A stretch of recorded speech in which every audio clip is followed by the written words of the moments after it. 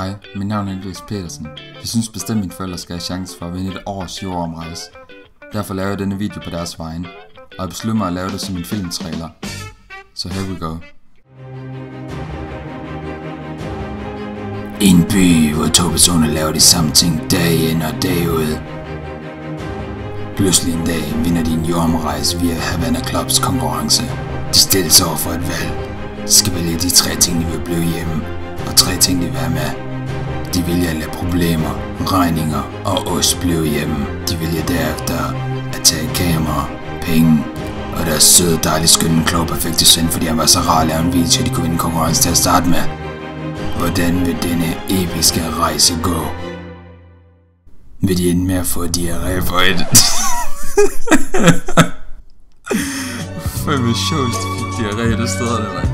Stem på videoen, hvis det var, du synes, mine forældre skal vinde.